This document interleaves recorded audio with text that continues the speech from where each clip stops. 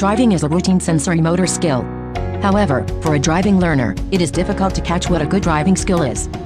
A trainer, or an expert, knows proper professional driving skills. Hence, the trainer can conduct a training, which transfers informative knowledge to the beginners. One effective training strategy is haptic assistance.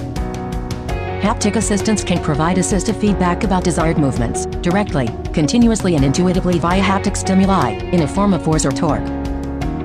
However, to design the haptic assistance, knowing the desired representation of good driving behavior, named modeling, is previously required.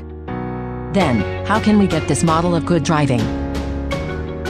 Using a driving simulator, we recruited 5 experts and collected their driving data to train neural networks. From our neural networks, we could extract experts' professional driving behavior. Then, from the experts' model using the neural networks, we can provide neural network-based haptic assistance. Our neural network-based haptic assistance enables semi-autonomous driving. Only pushing an accelerator pedal with a little effort, a novice driver can complete driving.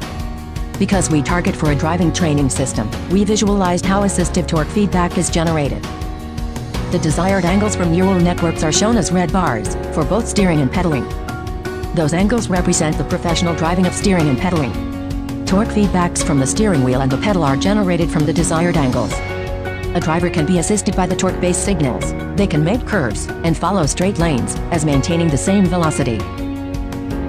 We conducted a user experiment comparing ours and conventional haptic assistance.